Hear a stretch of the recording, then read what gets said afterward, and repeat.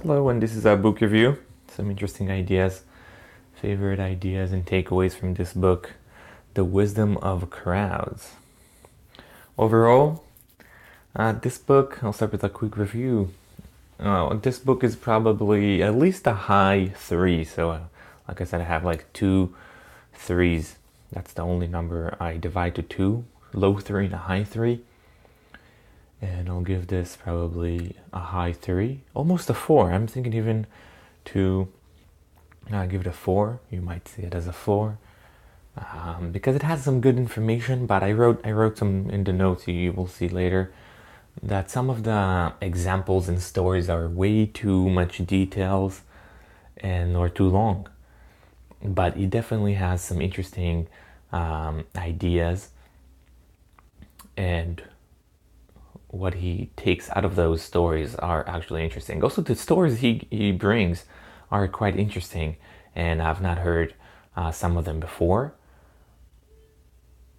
Some very interesting stories, again, are too long and too much details, unnecessary details, but some of them are really good. So between the high 3 to a 4, we'll see later.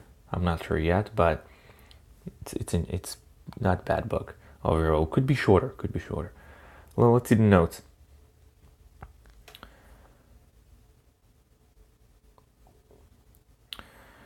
All right. So the first one is to find the lost submarine, gathering individual assumptions and finding the average help to find it. So there was one submarine that got lost, and they tried to find it in the vast seas. One of the ways, they brought all kinds of experts. Everyone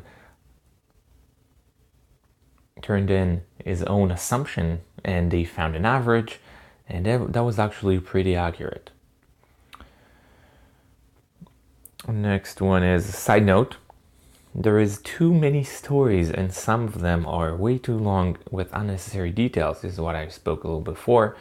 So again, long stories, many stories in general, too long, unnecessary details. That was a downside of this book.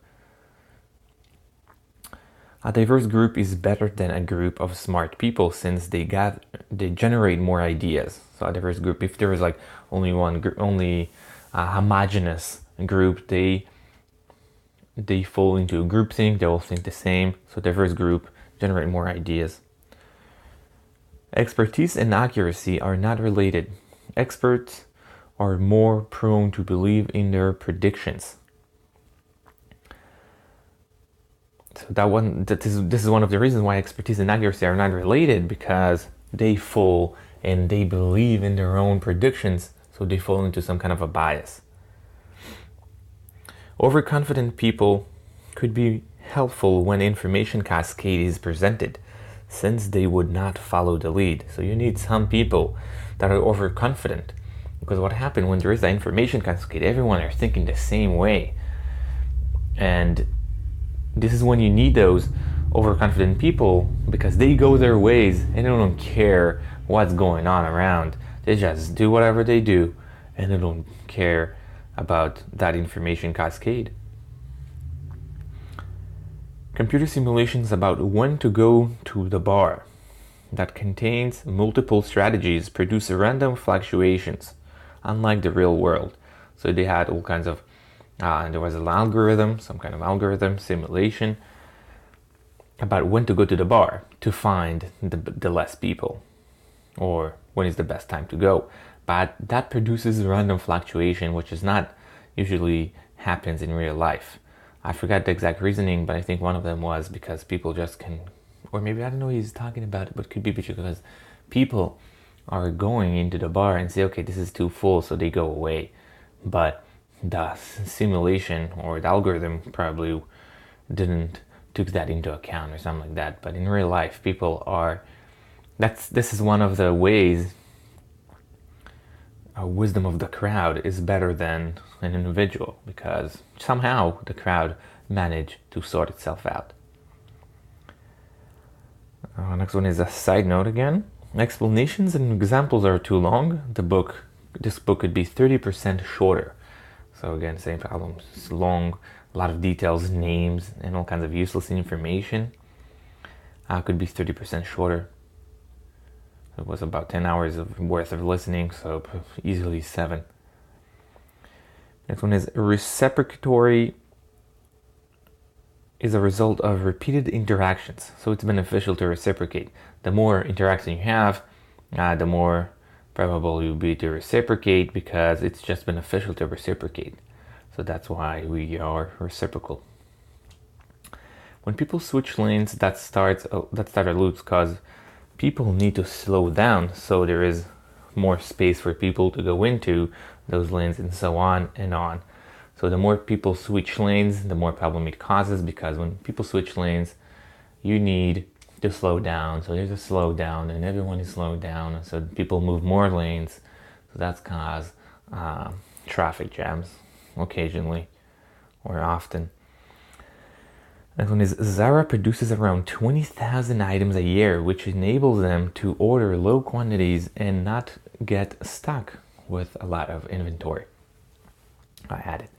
So Zara produces a lot of product. This is their strategy. They just produce many different items. Unlike other companies, they produce fewer items in big quantities. And what happened to the other companies, they get stuck with a bunch of inventory, which they need to sell in outlets or in a discounted rates. What Zara do, they just do a lot of products, and they know which one sells and which one doesn't, and they just produce more of that one that sells and less, or they just discontinue altogether those ones that are not successful. Very interesting strategy. I was not aware of that before. The problem with outsourcing everything, even though it sounds efficient, is due to transaction costs, which is hiring people and making sure they're doing the right thing, and etc. I'm not sure I read that and etc. The right way, but I don't give a fuck. The problem with outsourcing, so usually you would think that outsourcing is a very good way because you don't do it, outsource it. You rely on someone else, but there is that transaction cost, which in this case is you need to make sure, or you need to hire the people in the first place, and then you need to be sure they do everything correctly. So in some way, it's not always beneficial or more efficient to outsource. Sometimes it's better, sometimes it's not. It usually depends on the situation. More management and committees make the people in charge more isolated, and everything takes a long time to reach the top. So if you have more management and committees, that usually make people in charge more isolated, because the information doesn't flow smoothly. So they just don't get a lot of information. There's more reasons I think I'm going. That's the next one here. Yep.